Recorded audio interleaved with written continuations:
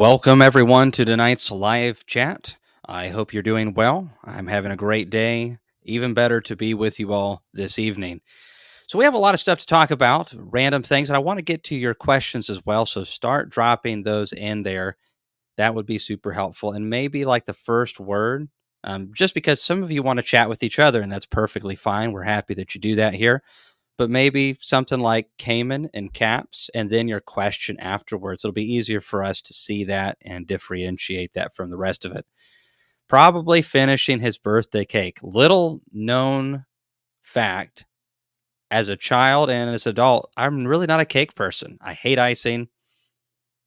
I will eat some like one type of cake, and it's still not my favorite thing. A good chocolate chip cookie, homemade, that's like exciting for my birthday. I know. I was the weird kid. I couldn't eat the sugars and stuff, but if it wasn't for those food related issues, I wouldn't be talking to you today. And that's why part of the reason I got into farming and consequently bees. And here we are. So, being a weird kid sometimes works out.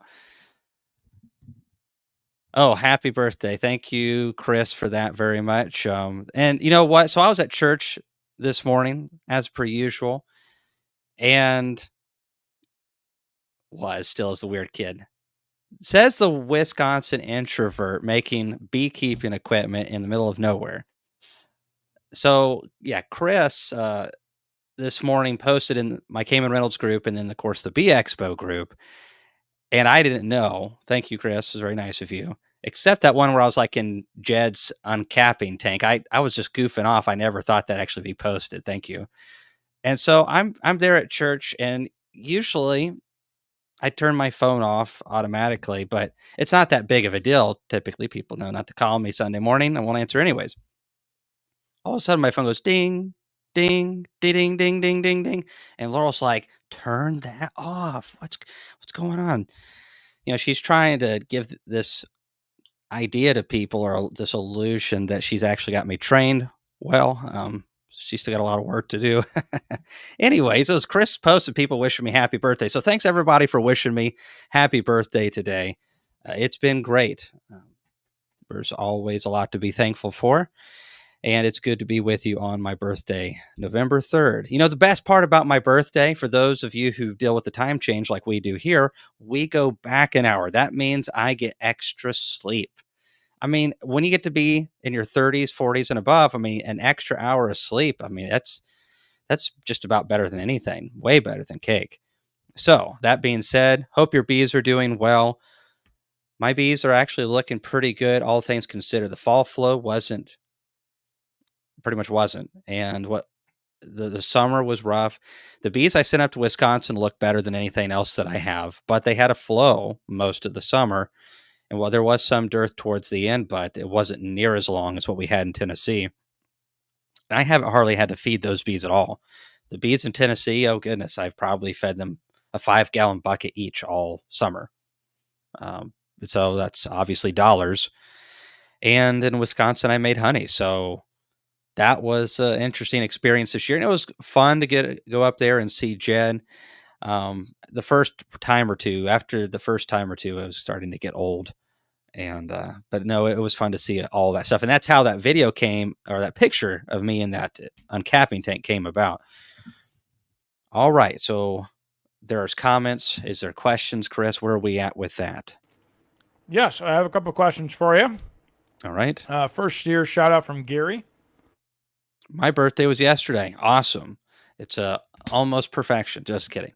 So I must be one day older than Cayman. So I guess if you're 36, then you are. So I talked to a gentleman a gentleman this morning who just retired from beekeeping and a few other jobs and businesses that he had. And he's like, Cayman, I didn't start my businesses until I was 36. And I'm not going to say who it is because he hasn't given me permission to do that. But the guy's quite wealthy, doing quite good. And he started at 36 years old. So I thought that was really interesting. So 36 apparently is a great year. So I try to make the most of it. Laura would like me to make the most of it in not do so much next year. I think I'll listen to her this time. All right, Freedom Apiaries has a question. Oh, were we doing the same one, Chris? I'm sorry. Love that American flag. Came in when should I convert robber screens to mouse guards just west of Athens, Tennessee, in Decatur? Happy birthday. I would do that right now, Pat. Now's a good time. Things are really cooling down. If your bees are getting robbed out right now, they're just dead. They're no good. They're so weak, it's ridiculous. Um, you can wait a little bit longer. There's no, as long as you're okay with it, maybe wait a few more weeks. But honestly, once we start getting cool nights, I mean, I just don't see it. Most of the bees that are going to die this early on or have already done so. And then, that's just my personal opinion. But I typically don't use robber screens in the first place. But yeah, just go ahead and tack those on whenever you get a chance, whenever it's convenient. That's what I would do. So there was a comment up there from Noah Gaynor. Good to see you again, Noah. Just finished for the evening with some OAV here in north central West Virginia. I've talked to a couple of beekeepers in this region from Alabama, Arkansas, various places. And there are several who have noticed, like I have, that the bees have stopped brooding a lot earlier than they typically have. And this has to be a dearth of pollen and a lack of nutrition leading up to when there would normally be dearths, because we've had plenty of heat. It's been quite warm. October was hot and for October, and a lot of flying days. There just wasn't anything for them. And it doesn't matter what the temperature is. If it's 90 degrees outside and there's no pollen, the bees shut down pretty heavily. They'll raise some brood if they have plenty of bee bread, so it's been that way. So good opportunity to get those OAV treatments on early. Another couple weeks in the 60s and 70s, very warm for West Virginia. Yeah, we're looking at that. So this is a great opportunity, guys. Get out there, feed those bees if they need it. Make some 2-to-1. If you have a hard time getting your 2-to-1 staying in suspension, do 5 pounds of sugar to 3 pounds of water. That's not quite as thick as 2-to-1. It's just fine. I have always had a hard time getting 2-to-1 to stay in suspension. Even if I heat the water to a boil, then pull that, I can't say anything, pot. Thank you, Cayman.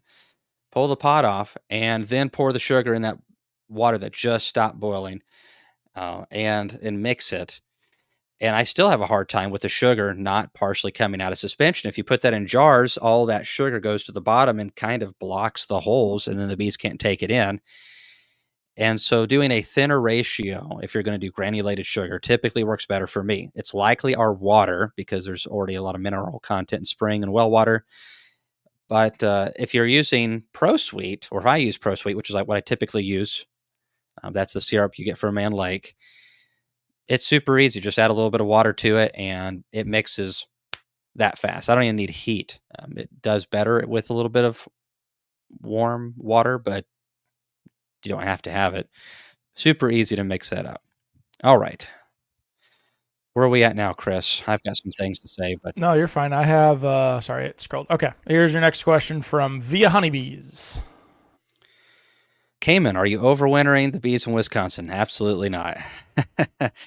This Tennessee boy's never overwintered further north of Tennessee, and I'd like to keep it that way. There's definitely advantages to overwintering down here. Bees up in Wisconsin, I'm sure, can overwinter, but it's a long winter. I'm sure your bees have to be in much better condition to overwinter in Wisconsin versus Tennessee. So I've definitely brought them all down here, and they look really good. And so I had a good weight on them. I think out of like 50, I'm going to probably end up feeding like 2 of them. And I'm cutting some of them down. In today's video, I did that with one of our 6-frame nukes that we split in July, and I've got here in the backyard. I've got like 20-something of them I got from Miller Bee Supply, and they're a really nice nuke. I just like the size personally, and I'm going to make some pallets to where I can have 3 on one side, 3 on the other, and it'll be the same size as a 4-way pallet, which will be really nice. I'm really hoping to convert over to 4-way pallets and 6-way pallets for the 6-frame nukes. in the near future and get a forklift. That's what I want for Christmas, Laurel. My birthday was today. You missed that one, but Christmas. Eventually, get a forklift or something like that. We need it for a lot of other things as well. And yeah, having them up there was fantastic, but definitely down here is better for overwintering. The 6-frame nuke that I can condense down, I'm doing that with a lot more of my bees, and there's a lot more research showing that it's just really better to let the bees kind of dominate the space as much as possible. So a 5 frames of bees in a 6-frame space works out really well for the bees versus a 5-frame nuke in a double deep or something like that, or even a 6/6. And this time of the year, I'm not worried about wax moths. That's also what I said in the video. We do have some warm days, but I've never seen problems this time of the year as long as I leave a little bit of airflow through it. It's fixing to get cool. It's not going to be a problem. And so usually between November and about May, I don't have wax moth problems. So I never have in 20 something years. Now the rest of the year, I can have some problems. But usually during that period of time in Tennessee, I'm good. If you're further south, you might want to watch it. So I'm just taking all these extra combs off and just making sure that I put some screens, some hardware cloth at the bottom of them so that mice can't get into them, because they will go in there and do what they do. I hate mice. All you need is a set of forks for your tractor, Cayman. What tractor? That's what I want to know. I'm also okay with a tractor as well, but I would definitely like a forklift and all that. I'd like to take my bees up again to Wisconsin next year, and all of them. I bet Big Red sold. You could probably get forks for Big Red, would be my guess. Forks for Big Red. You know how turning that thing is trying to like get an elephant to make a sharp turn going full speed ahead. It's just not a good idea. Okay, you got a nice little compliment here. Hey, thanks for saying so. The syrup is something that we've sat down and thought a lot about, and people ask me this question: what's better, sugar or a syrup? And I like the syrups as long as they're not straight high fructose corn syrup, preferably none.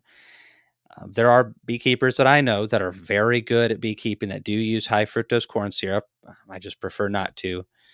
And some of them, what they do to make it a lot healthier for the bees is they will add sugar, and with the syrup, and then add the water. But the Pro Sweet has a tiny bit of high fructose corn syrup. It's mostly sucrose, which is just like the stuff you can make from the store out of the bags. You just pour it in, mix it with water. But the syrup is so much nicer. The price point usually for me is pretty equal, because I can get it quite a bit cheaper at face value per pound versus what I can get in the store, but there's water weight there as well. And then I've got to go drive up to Man Lake or whatever. So, but it pretty much equals out. However, with the syrup, I can fill up a 300-gallon tote and put a bucket underneath to open it up.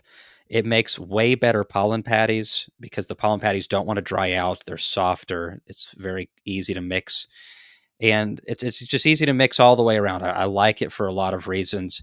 It doesn't save me much money, though, personally, but it saves me time, and it's a lot easier to mix in my syrup pumps, too, because I can have a hose pumping water in, another hose pumping in the syrup, and that's going down there, and then we're circulating that, and once you get it going, it just mixes itself, basically, and let the engines do their thing. So speaking of, go ahead. Go ahead. I was going to get the next question. Go ahead. Yeah, this one, I was thinking high fructose corn syrup, because they have the Cargill out there in Memphis, and I'm super excited about this, guys. I've got Gus Mitchell coming and giving a class on comb honey production at the Bee Expo this year. So Gus is a good friend of mine and a very good beekeeper. So this is going to be a small group because it's going to be hands-on and more intricate.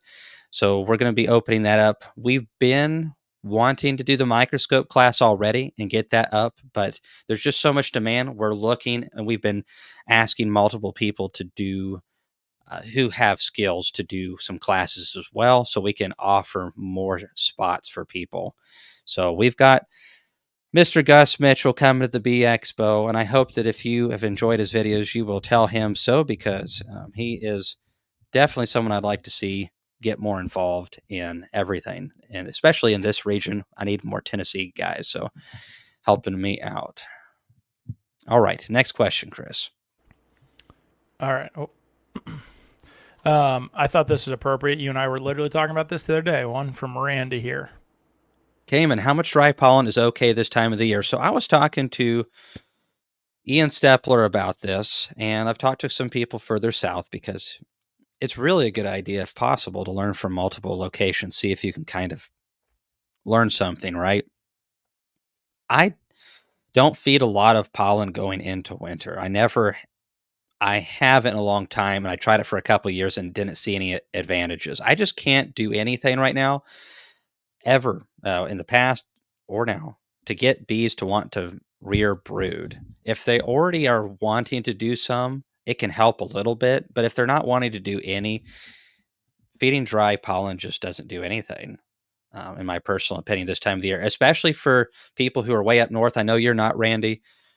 You're kind of similar to me. But if you're like up in Wisconsin, up in Canada, it's not a good idea to be adding any heavy supplements to your bees once they're broodless.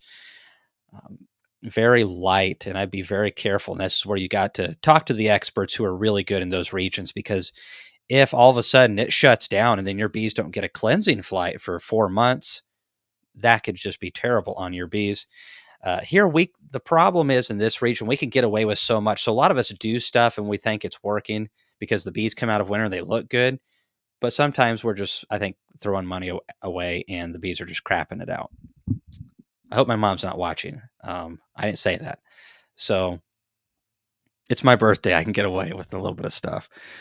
So I don't usually use it this time of the year. When I would use the dry would be right before my pollen flow. So usually my pollens come from maple around the second week of February. I'm going to get that Ultra Bee out and open that up and get them about 2 weeks before, if possible, just whenever the weather's warm enough for them to fly, and then pull that in. And then that's when I usually use it the most. But then after that, once the pollen starts, they just won't go after it again the rest of the year for me to any extent. And so I use pollen patties from there on out. And that the pollen patties, I see, like, I can visibly see advantages with pollen patties. I still have yet to have gone, this dry stuff is just getting me frames of brood. It's hard to tell. And so I prefer pollen patties.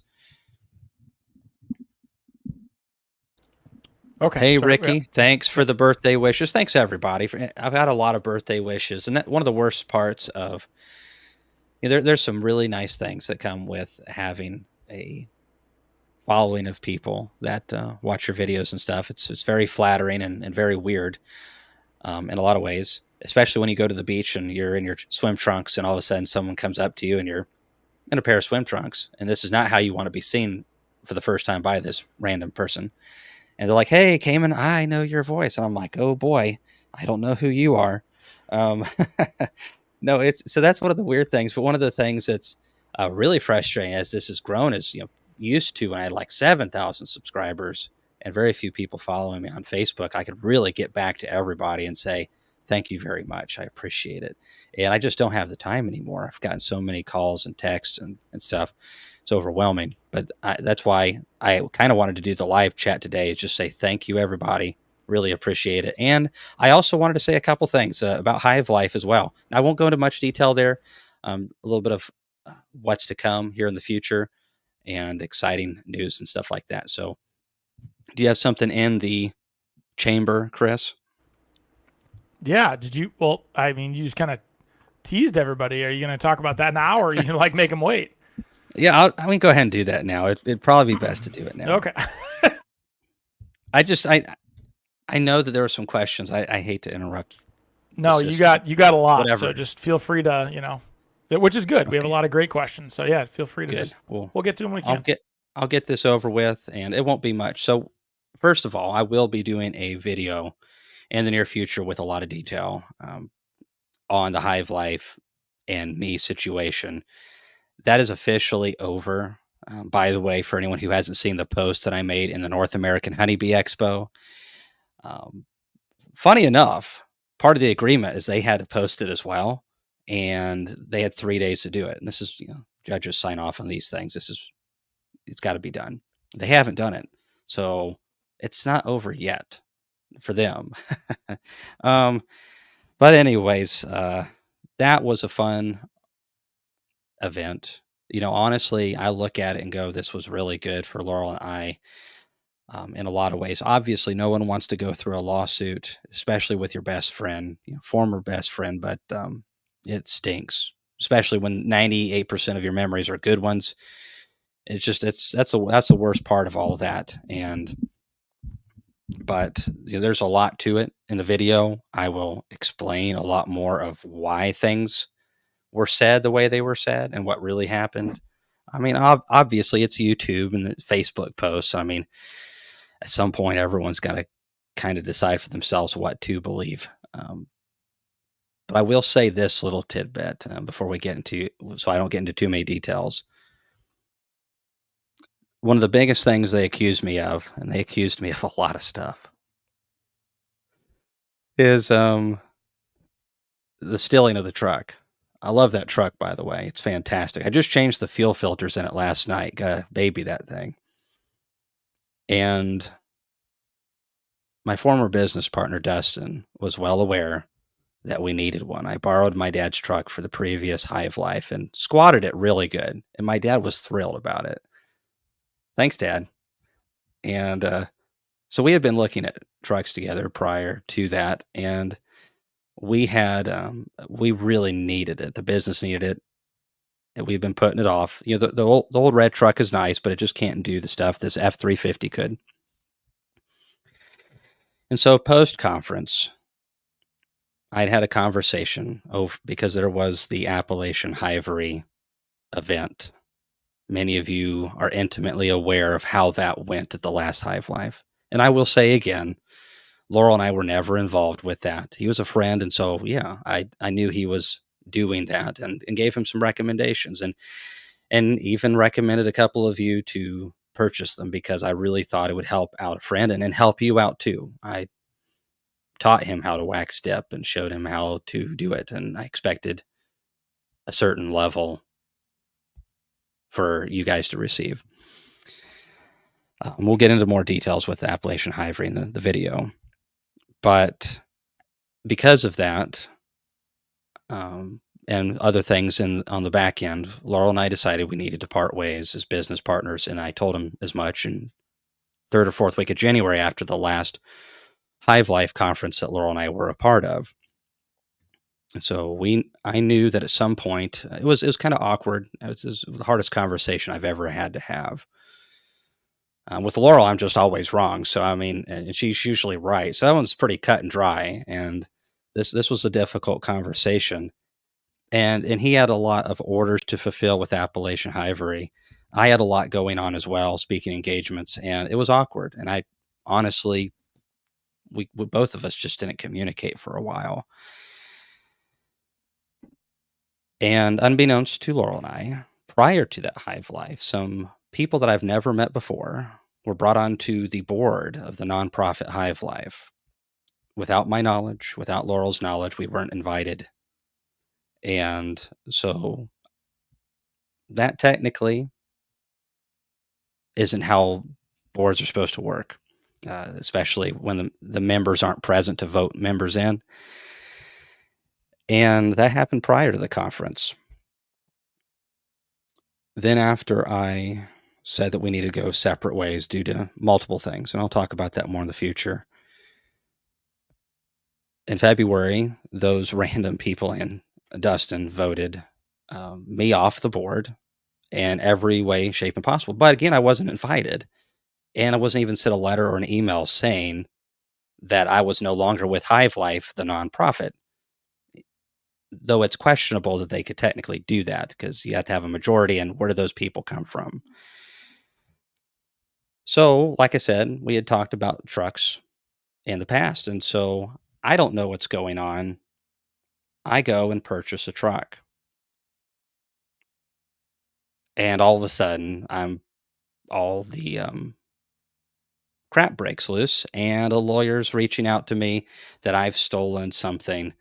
And it kind of makes sense to me that if I was kicked out and should have been kicked out, then they should have removed all access to the funds because Laurel and I ran all that. Like we handled the checks, we put the money in the business accounts. Laurel set up stuff. Chris helped a lot on the side, but it's never been a part of the business, and so it was pretty cut and dry. While Dustin did help out to a degree, 98% of all the stuff, whether it was YouTube, definitely that was 100% us. The beekeeping, pretty much 100% us. The conference, 90. Chris did more work for the conference than Dustin did. And that was kind of part of the original contract anyways, more of an investor. And so, yeah, I normally pay the bills. I pay a speaker, I pay a hotel, I do this, I do that. That's what Laurel and I do. And so we don't know any of this is going on. So we buy a truck, and then all of a sudden this happens. And since I had been kicked off without my knowledge, apparently I didn't have the right to do that. Would have been nice if they had told me that so I could have not cut a check for that truck. So that's kind of the technicality on came and stole a truck. Well, it's kind of a point of view, and there's been a couple other things they've accused me of. I'll have a little more of a concise video in the future. I want to say I really appreciate you guys, all of you. A lot of you still stood beside me through that, and it was very difficult. Many of you know me as someone who just really tells you what I think and probably talks. There's no probably. I talk too much. Okay. All my friends know it. All my family knows it. And so it was difficult for me to not say anything, especially when these accusations were being thrown out. And many of you never asked anything of me during that time. Thank you. And for those of you who did, and I don't blame anybody who decided not to come to the Bee Expo, who didn't want to work with me afterwards because of that. How could you know? And no one, very few people truly know everything that went on during that time. Chris, thank you for going through it with Laurel and I, whether you wanted to or not. They sued you as well, and they had no reason to do so, but they were it was an interesting time. So thank you for going through that with us, and thanks everyone for being patient. I'll have more information for you soon. Overall, though, it was a good experience. I think all things can work together for good, and they have. We got an amazing friend out of our lawyer. He's been very good for our business. There's a lot of things on the back end that I've learned that I needed to know about business. There's a lot of things about the conference I needed to learn about. I got a great accountant. I go to church with both of those guys. And so all that to say, thanks everyone for waiting. I will have more information soon on all that. But yeah, business as usual. And for the few who bellyached that I was trying to crush them and kind of had a vendetta against them and put it on the same date, you got to understand, it really wasn't personal. It was the best decision I could have made because all of the people who wanted to go with me were already planning on that date to the Kentucky Expo Center. That's the only date they had available. I don't want this year's date. It's backed up against New Year's. I don't have a choice. I wanted the next weekend. Couldn't get it. And so usually you can get the first weekend in January because nobody else wants it. But some people thought that was really nasty of me to do so. What did I get a little bit of chuckles out of it? Sure. But honestly, we tried to do what was best for the people we were trying to serve. And I really wasn't sure the Bee Expo or any conference was going to happen. We had a choice. We could have either fought over the nonprofit or we could just let them have it. We didn't want to go through a lawsuit. We didn't want to fool with that. And it's a nonprofit after all. It was a mistake to ever make it a nonprofit, but I listened to the wrong person. and trusted them. And so I made that decision. But then nonprofits are very complicated and tricky. And so we didn't want to fight over that. I mean, you're fighting over a nonprofit at the end of the day, and it's legally way more complicated. And so my lawyer said, "Hey, it's a nonprofit. Just let them have it." It was good advice, and that's what we did. Because if we would have fought over it, there probably wouldn't have been there would not have been a Bee Expo. There wouldn't have been a Hive Life, and probably still wouldn't be for another year or so. So it was a tough decision to make. We didn't necessarily enjoy all of it, but we did. And I wasn't sure, even if we went our separate ways, if there would be enough people to trust Laurel and I through that to be able to even run a decent sized event. And we ended up breaking their previous year's performance by over 1,000 total people. So, and the vendors did so much. Thank you, vendors. I say vendors loosely. Thank you, friends. Many of you are my friends and made the expo absolutely amazing in its first year. And this year is going to be even better than that because, well, I'm not having to deal with legal stuff at the same time. So it's there's a story about basically being stressed out for a while and how if you're stressed out and then something makes you really stressed for a while and then that goes away, all of a sudden what was stressing you out before doesn't matter so much. That's kind of where I'm at right now. It's a terrible way to put it, but thanks everybody again. I'm gonna drop it before I say any more. But thank you guys so much for coming to the Bee Expo and just supporting us online and still watching our videos and recommending us. It means a lot to me.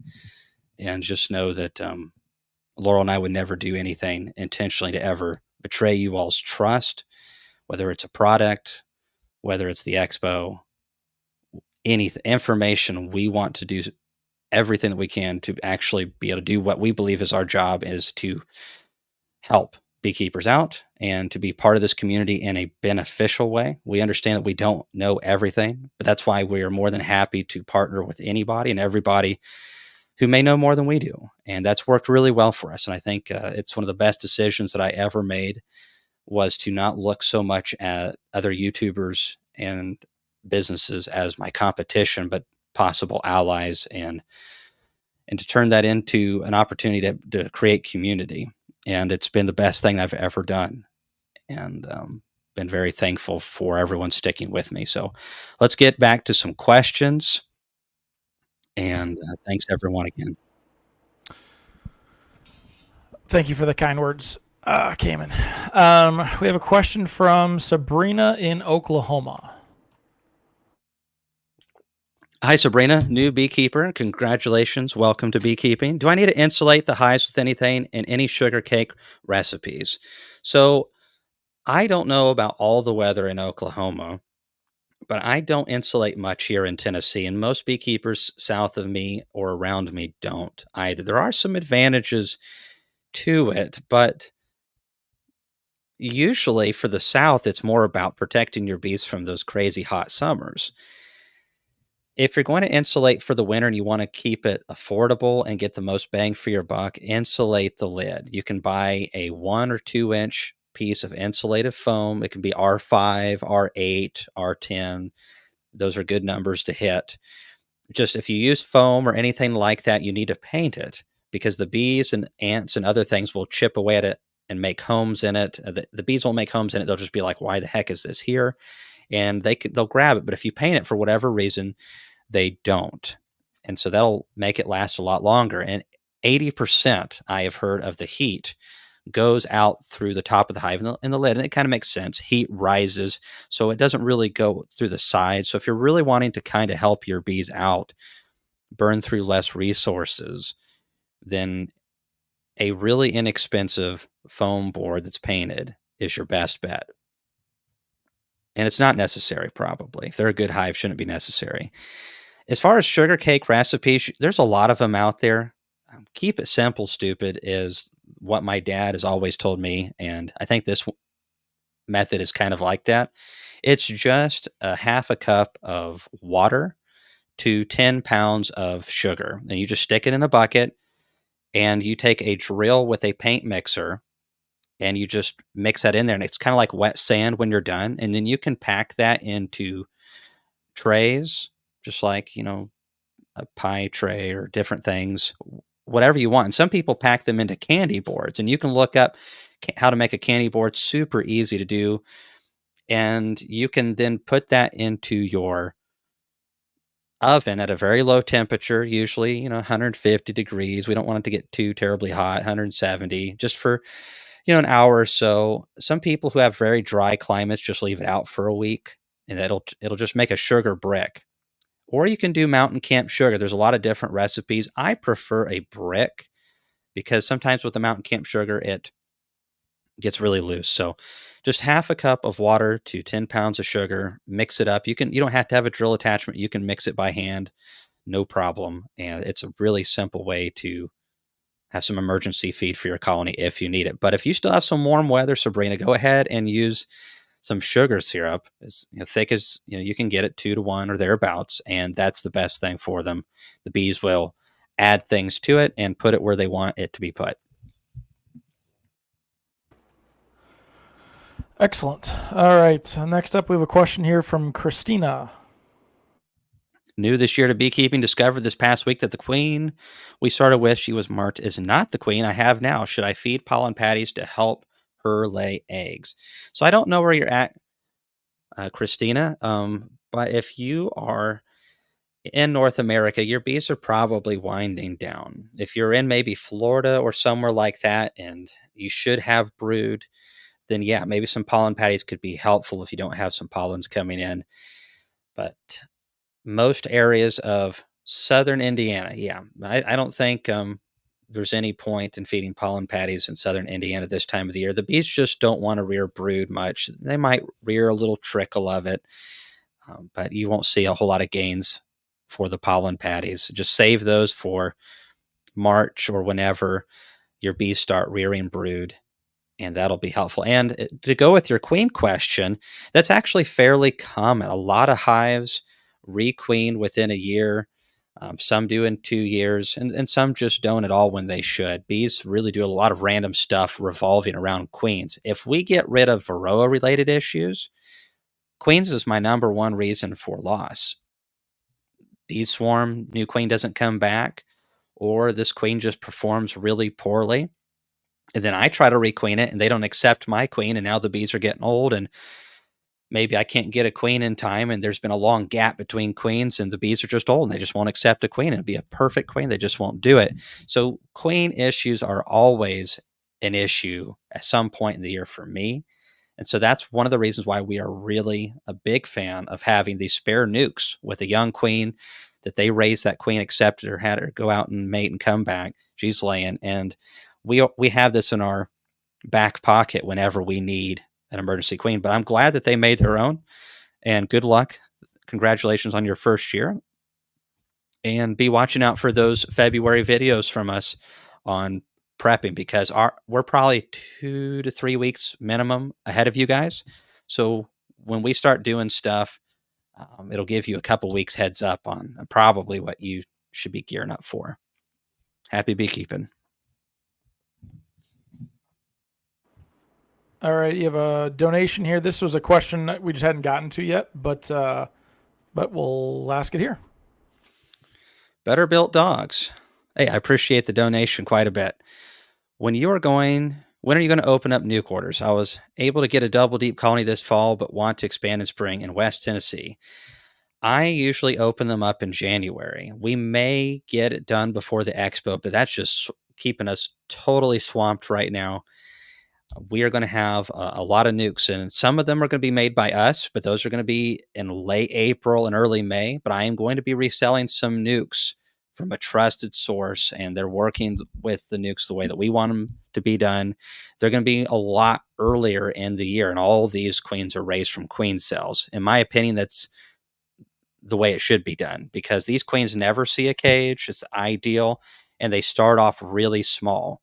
And so that queen has to go out, mate, come back, and then build that nuke herself. And to me, that gives me a good idea of this queen is good enough. And if she can't build it up, then she's not good enough to sell and never will. So We will have some early nukes this year, as early as March, but they won't be ours. We are working on getting some of our genetics into those lines, but at this point, none of them will have our genetics. But they will be really good bees, and I will have gone through each hive at least 2 to 3 times before it gets to you. And it has the same guarantee all of ours do. So those will be extra good, because if you start an extra month or so early, there's a chance you may, in a good year, get a super of honey off of them.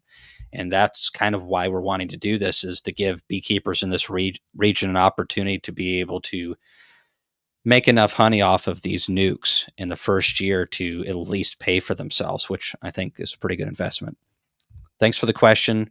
I will make a video announcement and Facebook announcements when my nukes are available. All right. He was actually the next. He was actually the next question up. So, okay. Flower Street Farms has one for you here. Cayman, tell us about those big strainers that will be at the North American Honeybee Expo. Ooh. Hey, Laurel.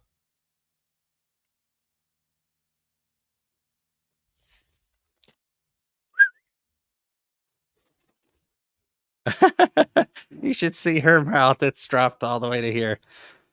This might be my last birthday, but I like to live life on the edge. Could you go grab those screens? They're right down the bottom of the stairs.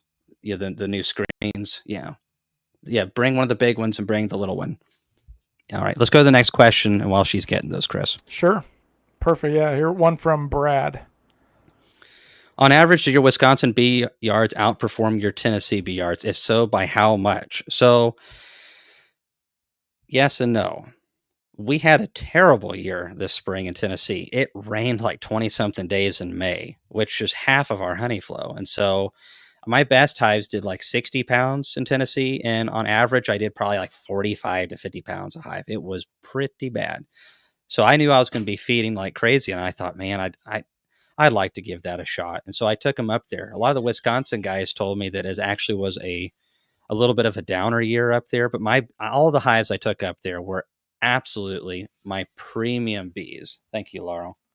And I apologize.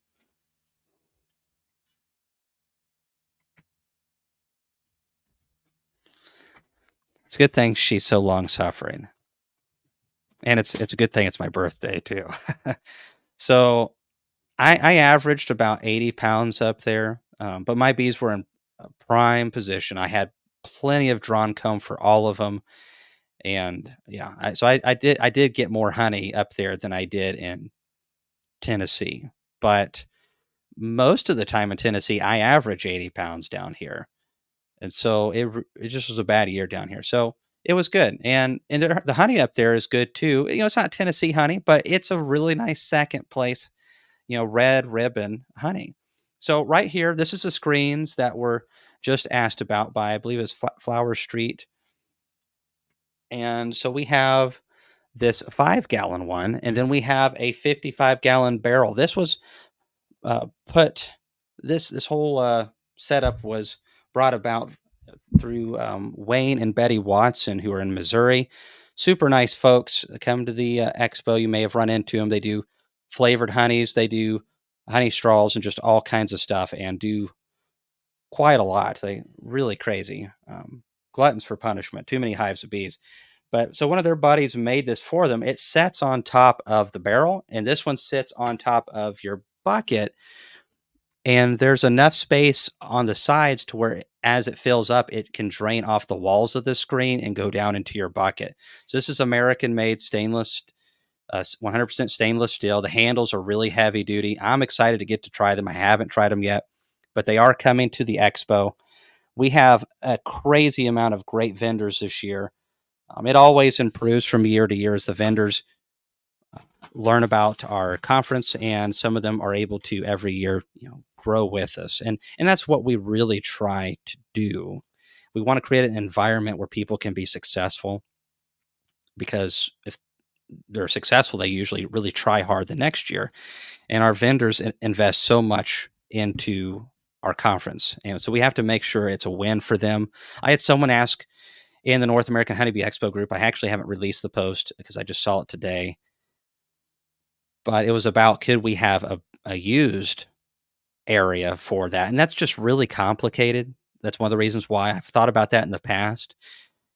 But it's complicated on our end to manage these kinds of things, and two, it really can cut into the vendors, and I just don't think that's fair to them. It's a lot of money to go to one of these things. If you got, if you're bringing 5 people with you, hotel rooms, flights for some of them, obviously that's what companies do and stuff, but we can't get all the cool, unique stuff, and we can't bring the innovation. We can't have what we have if we charge a ton on our end and if they can't do well on their end. So the trade show, I want to protect it as much as possible, and not just protect it, I want to see it thrive. So we're always trying to put more into the trade show. We have some great discounts, y'all.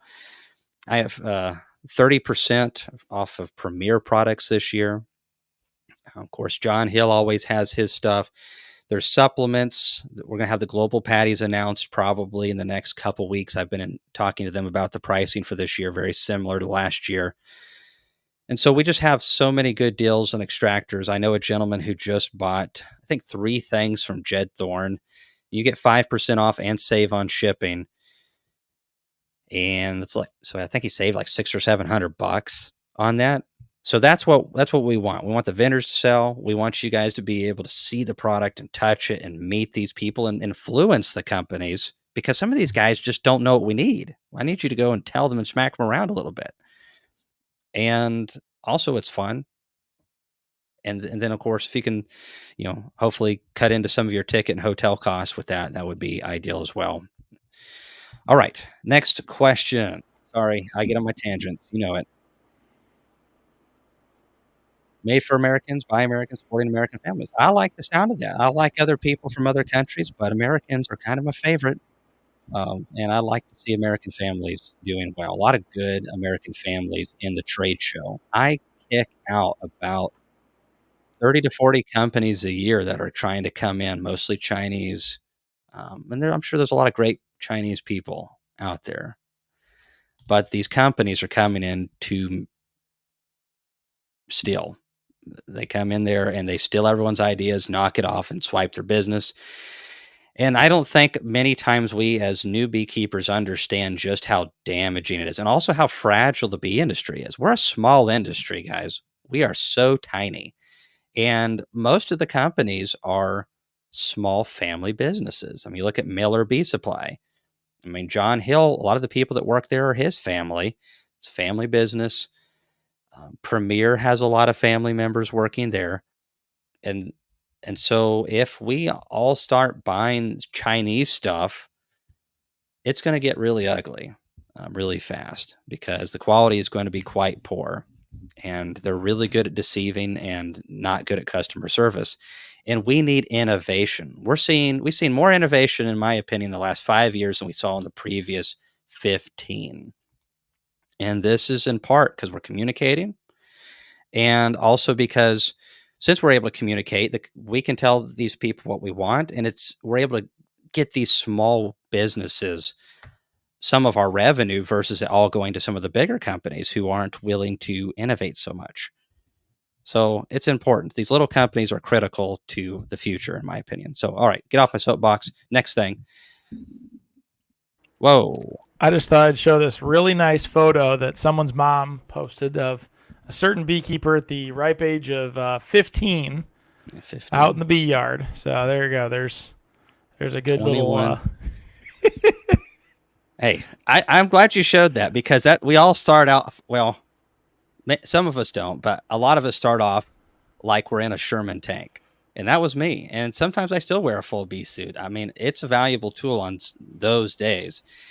But I remember that was my first year of real beekeeping. I started when I was 14, but I barely got into the bees. I didn't really know what I was doing. I didn't have all the gear. And so that veil was made by Kelly's. That whole get up you're seeing was made there in Clarkson, Kentucky. And I still use that smoker in videos, that Dadant smoker. All of those things you're seeing right there, everything made in the USA. And you know what? I still have that veil. I started my YouTube channel wearing it. It gave me about 17 years before I had to retire it. And I still have that cloth suit somewhere. The gloves, they did wear out. So, but I remember going to Walter T. Kelly and just watching them make all this stuff. And you just don't think it's going to go away. I'm a kid. What do I know anyways? And, it's just all gone now. It's a big bummer. And now I've been trying to get someone to make a round veil like that and mount it on a ventilated suit for like 5 or 6 years, and no one will listen to me or anybody else. I love those veils. But yeah, I started when I was 15, and, I had no clue I would be doing YouTube. That was not the plan. I purposely got into agriculture so I wouldn't have to use computers, because I absolutely hate them. And they hate me. It's very mutual, I promise you. Oh, you're the best. Chris, these things hate me. AI has done something to make little these things not work well for me. All right, go ahead. I just wanted to share that with everyone. I thought that was too good to pass up. So, all right, one here from James. I know we shouldn't break the hive seal in winter, but at what mite count would you open hives and treat the bees in midwinters? From Augusta, Georgia. So, James, the problem with some of our information is that what may be true in Wisconsin may not be true in Georgia. And yeah, I break the seals in Tennessee all the time. We don't get that tough of winters. If you have a strong hive of bees and you break the seal in Georgia, big deal. It's not a big deal. And if you break the seal up in North Dakota, well, there's a lot of things. You might have to worry about just walking back and forth to your hives in North Dakota. It gets really stinking cold up there. So don't worry about that so much, in my opinion. If you want to reseal it and make sure that the lid's sealed properly, that's where that reflectic stuff comes in handy, because the weight of the lid or inner cover presses that down and really helps out. The problem is some people use the reflectix and they open it up and they see a little bit of condensation on it. And usually it's because the bees aren't right up against it. But I mean, there's always going to be some condensation in the hive. Bees need some condensation just to hydrate themselves in winter. If you watch, when bees finally get a cleansing flight after a few weeks or more, the first thing they do is go out and drink water out of a dirty puddle somewhere, or a trough, or whatever it is. Bees are thirsty. And so that condensation can really help them out. So the whole seal thing is really more of a northern thing. It's best not to disturb them if possible. But if I have high mite loads, I'm way more concerned about that than anything else, because they're eating those bees all winter long and chipping away at the population. So get that done. Hopefully your bees are mostly broodless or getting their oxalic acid vapor if you have that option, or you can use other products as well. And good luck. Formic acid, I've been using that this year this time of the year. I've gone into a couple hives that have just a tiny bit of brood. It's just like that much. I don't really want them to be brooding up anyways. They need to shut down. Throw in a little pad of formic acid right above the frames where that brood's at and kill the rest of those mites. Just wipe them out and get rid of the rest of that brood so they can just focus on that cluster. Yep. Good luck, James. I had we had some good feedback on your photo here. I wanted to share with you.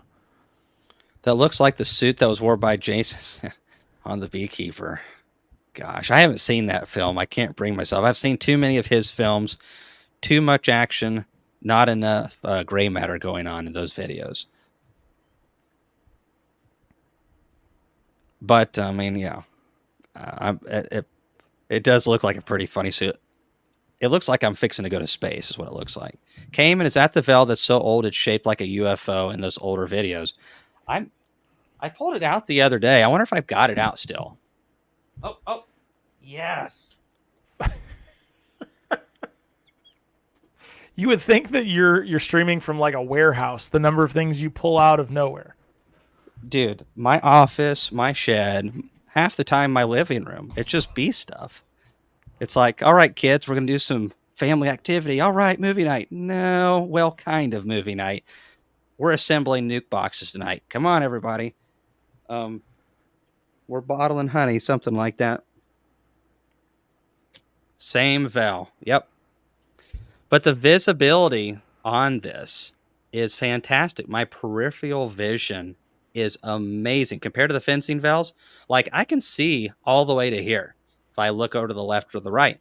And guess what? When I turn my head, this goes with me. I'm always looking through the ideal part of the screen as opposed to the stupid fencing valve that never goes where I want it to go when I want it to go. But yeah, that's that Vel and I have done a lot of beekeeping together, and I've just messed up my nice combed hair. Wow. Oh darn! Ah man. Now you just look like So the rest of us. I don't look like you, Chris. Thanks. So shout out to Corey Stevens. This is his shirt. So I wanted to make sure that before I used it for smoker fuel that I wore it once. That's not very nice. All right, we got a donation and a message here from Paul. Okay. Start rattling through some questions here soon. Paul, thanks again for supporting us, man, and thanks for the birthday well wishes. What is the current count on attendees for the Bee Expo this year? We are, I think last I looked, about 400 shy of where we were last year. Last year, I think we had, what was it, 2,700, 2,800 attendees, and yeah, like 400 vendors, and there's staff too. We had like 3,200 total people last year, everyone included, but there was like 400 people and vendors. So that brought it down to 2,800. And then there was our staff. I mean, Chris is a beekeeper. Jeremy Lenz is a beekeeper. All of my staff are by and large beekeepers. The few poor souls that aren't are my family members that I beg and plead to help me each year. So we're really looking on course to be very similar to last year or a little bit bigger. I imagine the reason we're not going to be a lot a bit bigger this year is because of the New Year's. Very understandable. Who is Corey Stevens? Exactly. But yeah, we're like shooting around 2,300 or something like that, 22. I haven't looked in a while, to be honest. And usually on the weekends, they really come in. Everyone waits to the weekends to buy their tickets, but we will have tickets up to, I mean, you can buy them there at the expo, but they are quite expensive to do that. So everyone who's going to get them early.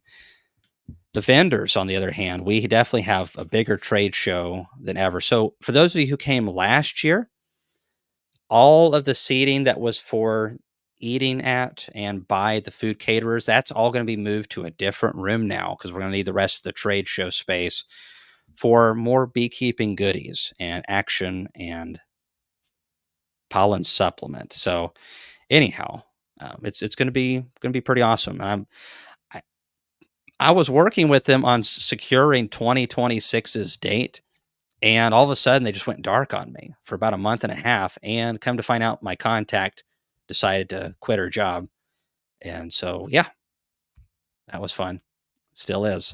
So working on trying to get the 2026 date, get it off of New Year's. We just can't be doing that. So thanks everyone who's still coming anyways.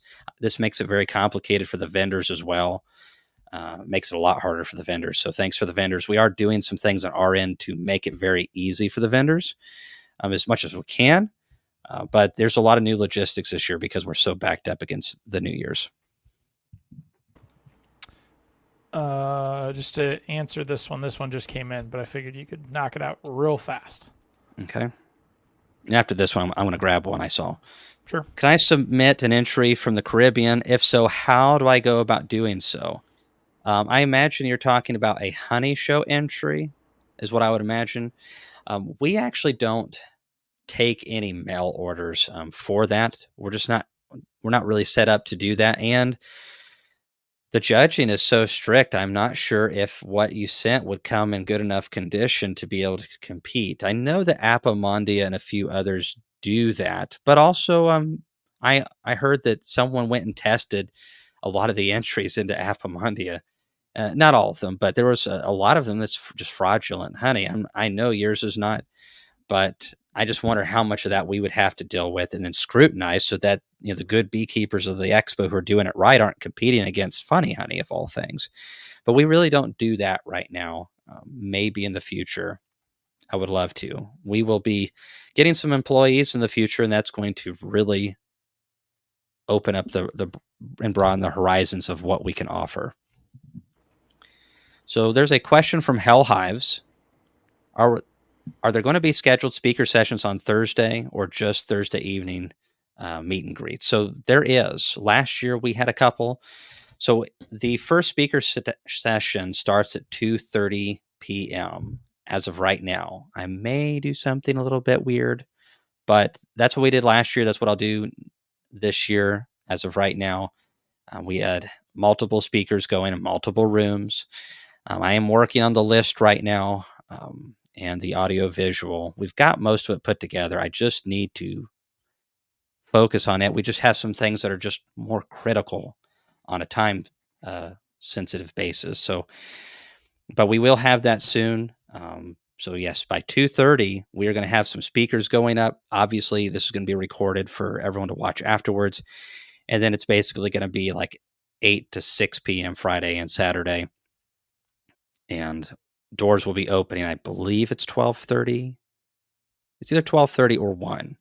Let me look at the list right here. I've got it underneath. Let's see here. East Hall A. Yeah, 12:30 p.m. is when we opened up the doors last year, according to this event guide. And so definitely for anyone who's coming, this event guide, everyone's going to get one in your bag. Check it out. That's last year's event guide. I think the date's wrong on it. Oh yeah, that was totally not our fault. You know what? It'll be a super awesome thing for a collector's item one day.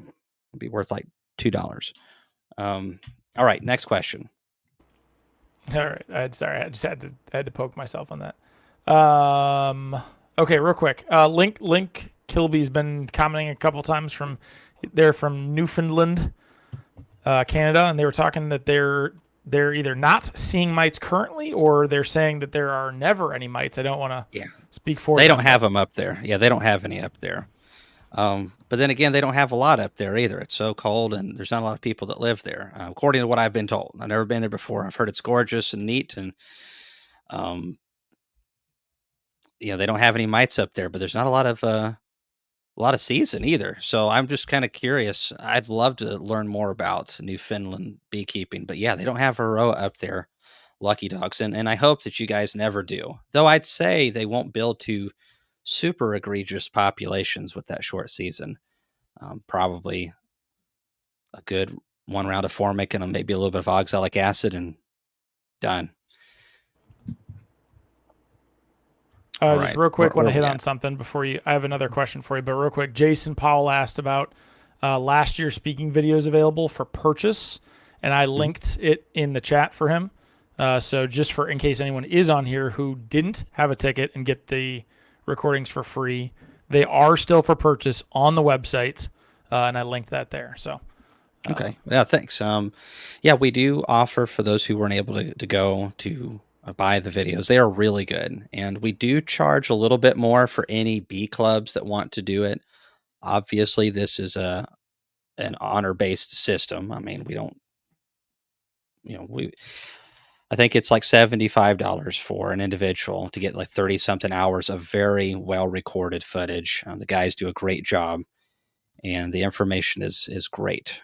And the speakers are really good too, especially last year because I wasn't one of them. And then we do charge double for bee clubs, but for a bee club, I mean, you got like 30 lectures there, so these are really good, well-recorded, good audio recordings. So $150 for the bee club, and it helps just go against some of the expenses that we have for the recording team, which is quite expensive. One of our biggest expense is the audio, visual, and recording. Those two right there. Woohoo! But anyhow, yeah, those are available, and we will have more this year and keep uploading those. By the way, everyone, I have been reading the comments on the side. Of course, I can't get to everyone's comment on the Hive life related stuff, but I do really appreciate the comments. And one of the things I just want to say is I'm sure there will be some other stuff said in the future about it, whether they say it about us or whatever it is. But Laurel and I have been over it for a long time, and we just prefer. That was the second worst part about it, the first was having that between two friends, former friends, but the second worst part of it was watching people argue about it. Some people that I really like, both of them, and some people, being more, neutral, some people being very pro Laurel and I, and some people being very anti Laurel and I. It's amazing. Some of the people that had already had an axe to grind for me really came out of the woodwork with a new sense of fervor. Rick Sutton. And so I hated seeing people argue over it, though. That was the worst part of all that. So, no one argue over it. It's not worth it. And we're over it. We're moving on to bigger and better things. These things happen. Life stinks sometimes for everybody. And we were going through this, and I remember seeing a couple of my close friends. One of my friends I grew up with, she passed away and left a couple kids behind, and of course her husband, and that's tough. Lawsuit's not tough compared to that, so there's always something to be thankful for. All right, next question. All right, question here from Gary. Cayman, other than being slow release, how is Viroxan different from OAV? It's an extended release versus a flash treatment is essentially what it is. The problem of it is there's still a lot to learn about oxalic acid in general. How does it exactly work? How much kill are we actually getting? I think that we are not getting what we think we're getting out of vapor. I think it's still a really good treatment option, but we have to really know what's going on to do well. And the things are very inconsistent many times because, okay, if we're treating a 1% infestation, well, we might be able to knock that back pretty easily. But if we're knocking back a 4% infestation, that's a totally different situation. And there's also some people going like, well, if you have a high infestation, your bees have a lot of holes poked in them, and the formic acid and oxalic acid could get into the weakness of the exoskeleton and actually burn the bees. We've heard that formic acid definitely does this. So there's just a lot to learn about these things. The main thing with any of it is start early and never let them get to big populations. No matter what strategy, no matter what product you're using, never let the mites get high, and your bees just look so much better, perform so much better, and can deal with other stresses so much better. And the Viroxan, I haven't had enough time to test it. They got it to me in like late August, and that's just way too late for that. But I did use other oxalic acid this year. Some made in the USA, some not made in the USA, some made by me, and some Randy Oliver stuff. I am really impressed with that stuff. It's not a hardcore knockback treatment, but if you start early, I really like it. And I like the cardboard strips better. If you make them at home, the sponges can be good, but the sponges don't work well if you have a single deep colony. You really need a high traffic double deeper honey production colony to be running all over these sponges. And I like the cardboard better because the bees chip it up into little pieces and get it all over the place. And they get access to that oxalic acid on the inside of the strip, where with the sponges, there's a lot of oxalic acid they just don't ever touch. So I think there's pros and cons to everything. Viroxan makes some very bold claims.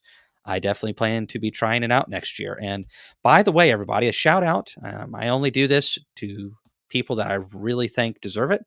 And Auburn, did I just say Auburn? Roll Tide. Okay, Roll Tide. Auburn got beat by Vanderbilt. Oh, no, that's not what I was going to say.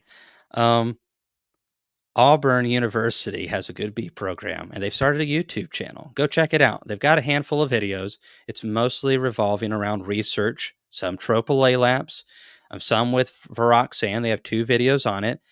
And I just really think it's some good stuff. And I would like to see more of this from the universities.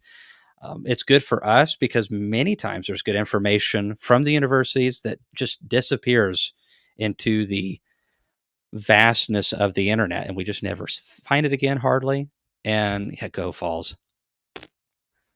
Get out of here, Jeremy. I don't know why I tolerate these people.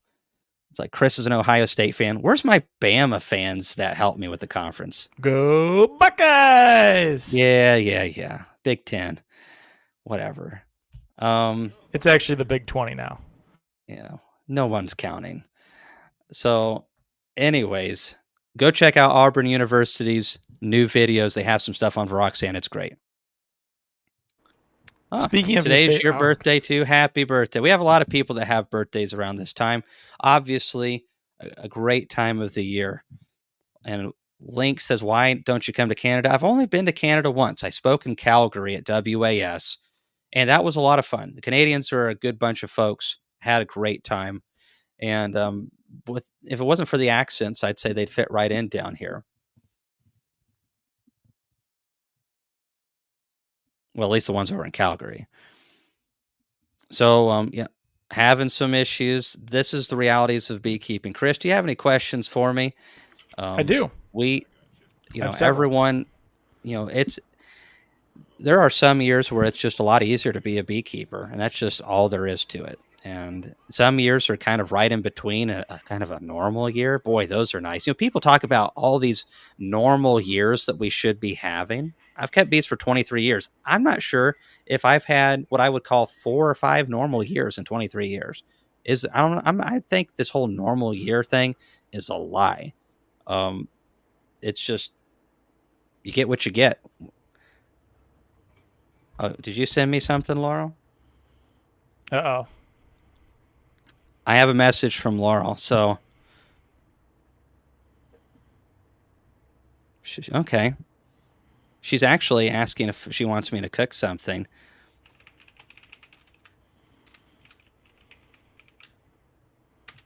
This is a dangerous question, y'all. Was I not supposed to say this out loud? I said, what did I say? You want me to cook? We all know that's a terrible idea. She's had it with me. She's left the room. Yeah, go ahead. Shoo. All right, guys. Let's go with another question. Hey, I don't have that much of an accent, Ian. The Tennesseans will not claim me. Jeremy Lindsay's got an accent. Laurel's got an accent. You just guys never get to hear it. All right, we'll take one to the foothills of the mountains here for you.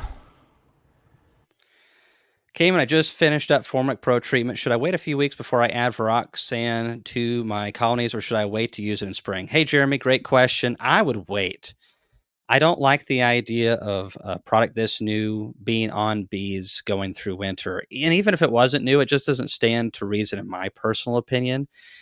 Though I want this stressing out our winter bees. The nice thing about the Formic, it's done in 4 days. These winter bees are going to have to go all through our season, and then they're going to have to get into February, make a really strong push, rear that first round of brood. And so we need these bees to be as stress-free as possible. I imagine that Formic Pro did a really good job for you. Formic does pretty good this time of the year. In my personal opinion, I've got a couple of buddies who've done it way longer than I have, very successful. If I was doing anything, Jeremy, just do some oxalic acid vapor. I think you've got one of those. Just give them a round or two, very short flash treatment. Save that Viroxan for, in my opinion, whenever you're fixing to super your colonies, throw it on right then. The mites should be low, and during that period, it'll just keep the mites lower. So I would do it during that time. That's what I'm planning to do. I view Viroxan or any of those products as you've got to start before really the mites are detectable to any level. And I think part of the reason is if you have a 1% infestation into your alcohol wash unit, that probably means once that brood hatches out that's already hidden away by and large from your treatment, it's going to be a 2% infestation. So we need to start early. And keep in mind, everybody, that a really packed double deep is around 40,000 bees. So a 1% infestation is only 400 mites. If they're healthy, strong double deep, you're not even hardly going to notice. You shouldn't see anything. My experience, 1% infestation, the bees look great, brood patterns are great. The problem of it is it doesn't stay 1% very long.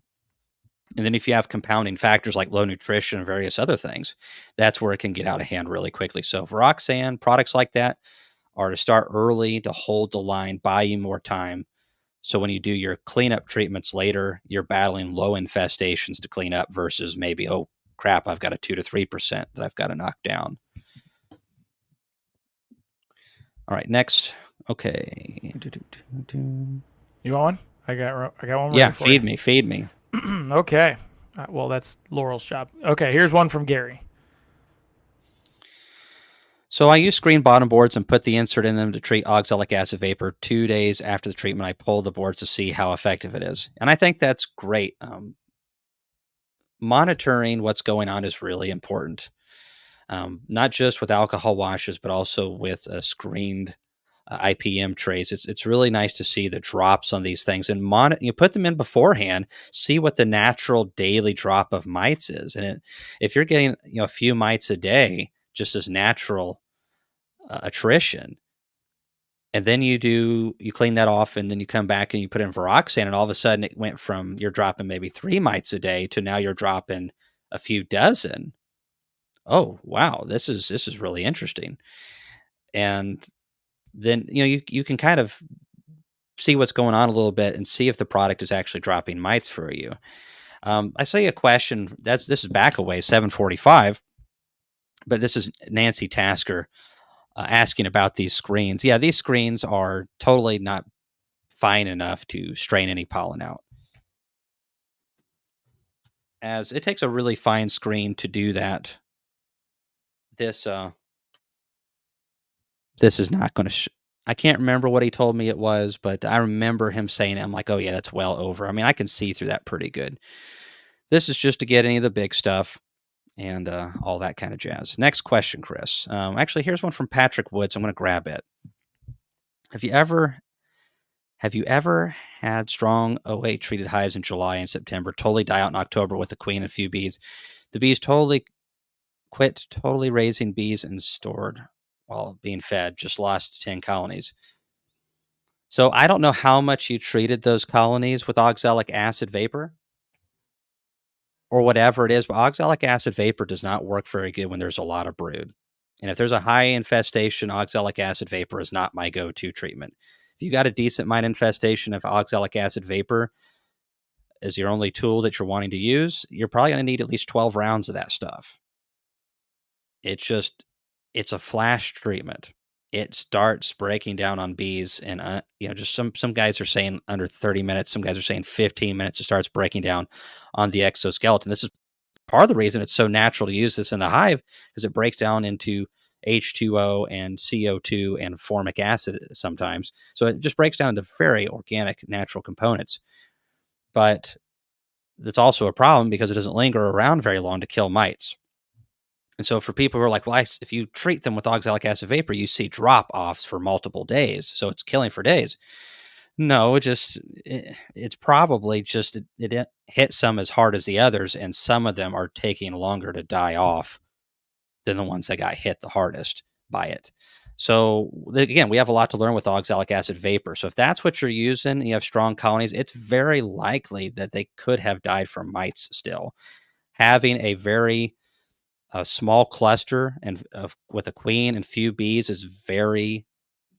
says viruses to me, and viruses typically come from Varroa.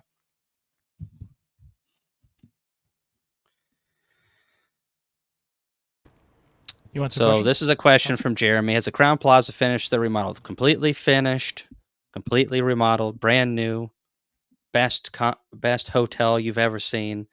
No, I'm just joking. So it's supposed to be really nice. They're completely remodeled. It's supposed to be great. I thought that the carpet that they put in there is really trippy and far out. I don't understand why you have an old-fashioned copper roofed hotel exterior that's classy and old-fashioned, and then you put 2024 style carpet in there. Why?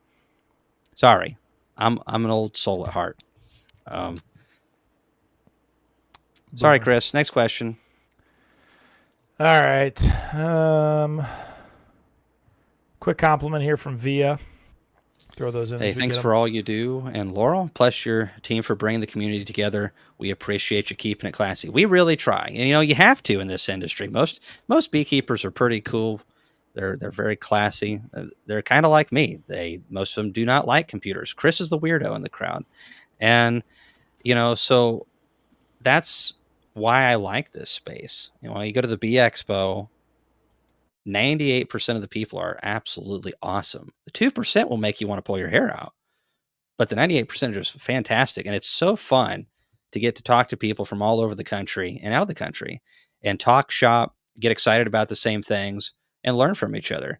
I mean, we have great speakers, we have great trade show, but the people are really make it cool. And getting to see some folks like, Larry and Mary Ann Sears were commenting early. They've been just a huge supporter of our youth program. So has David Hunter. So has Dave Dwyer and so many other people. And we have 45 young boys and girls this year coming.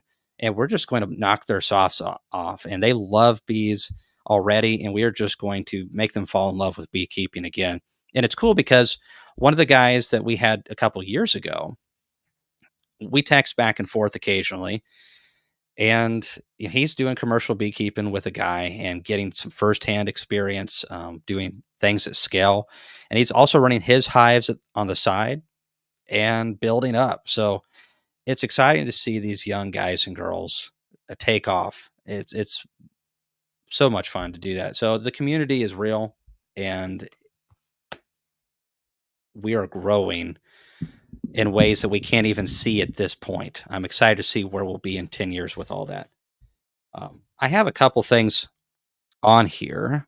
I wanted to give a shout out to Adriana, who I met when I was speaking down in Florida about a month ago. And this is look how thin this is. This is Stingless bee honey. I'm going to butcher this name. Melipona scutellarius. I'm sure that's wrong. We need to send you back to school. Hey, I was home teached. Latin was not on the agenda, okay? Or any scientific names. But if it's like tele this, micro this, macro that, I've got it. Outside of that, you're out of luck. So she gave me this, and they ferment this. I may have talked about this in the last one, but I forgot her name, I believe. And this is really unique. It's got a really interesting flavor, not only because it's from Brazil, but also because they ferment it down there, because this is like 20, I think she said 23% moisture content, which is how those bees bring in. Of course, those little stingless bees have very tiny hives. I think if you smoke them, they will leave. So you can't do that.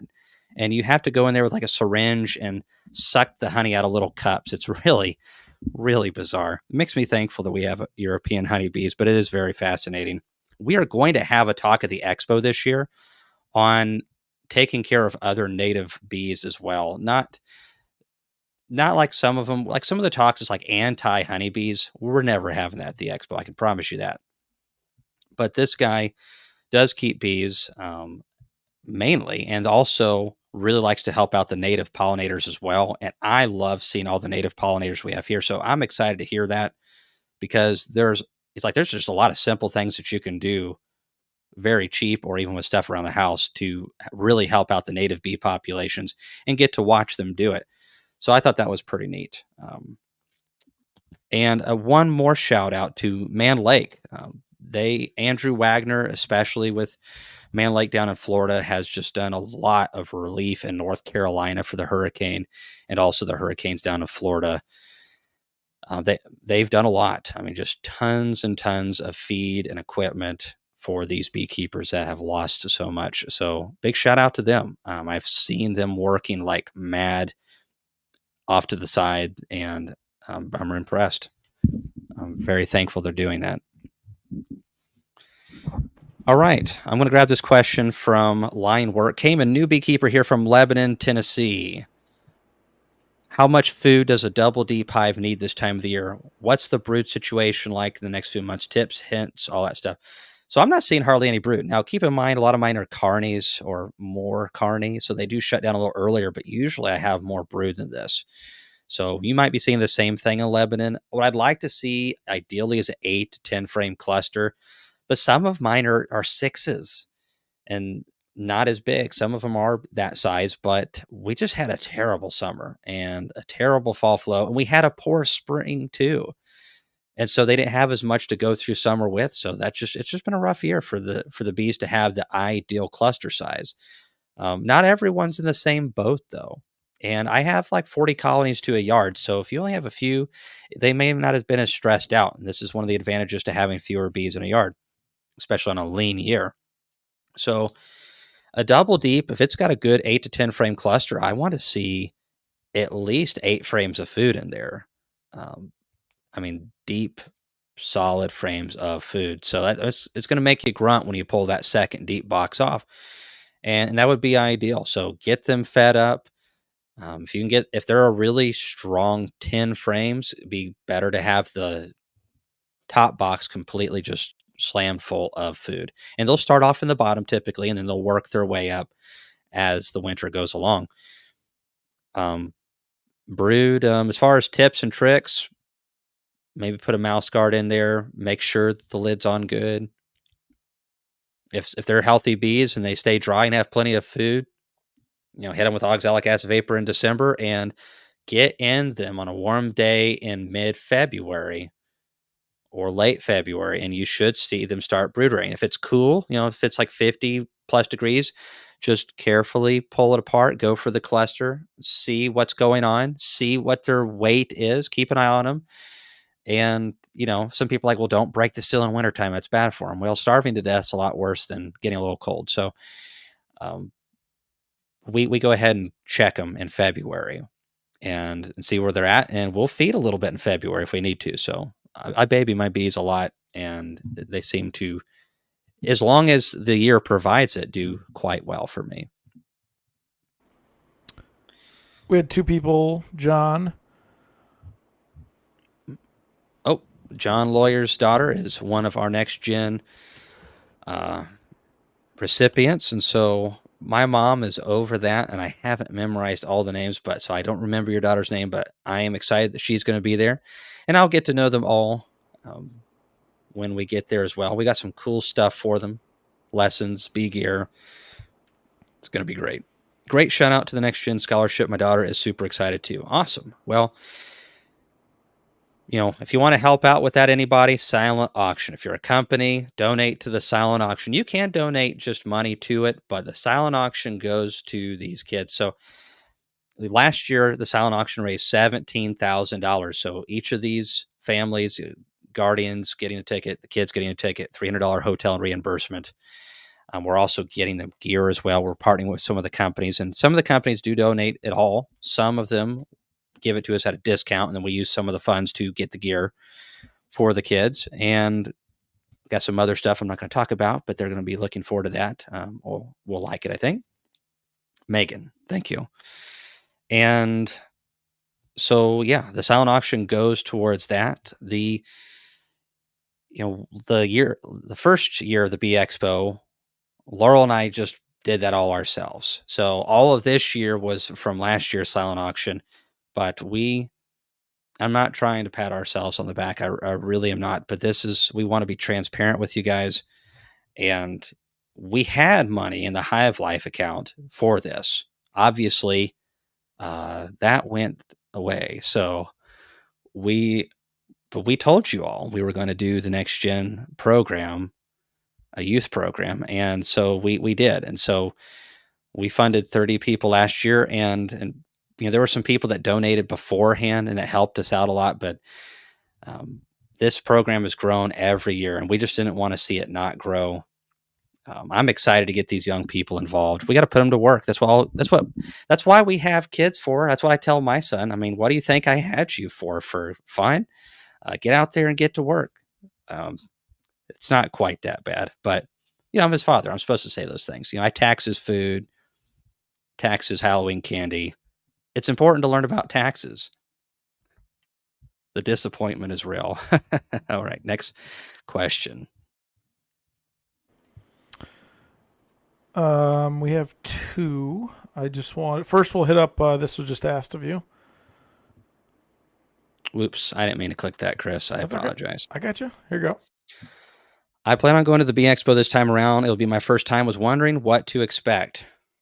A lot of different things. So a really short summary of it is the bee industry as much as possible in one location. If you want to talk to the inventors of multiple vaporizers, they're there.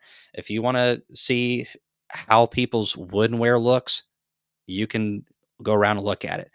If you want to see most of the bee suits available from US companies, they're there. Try them on.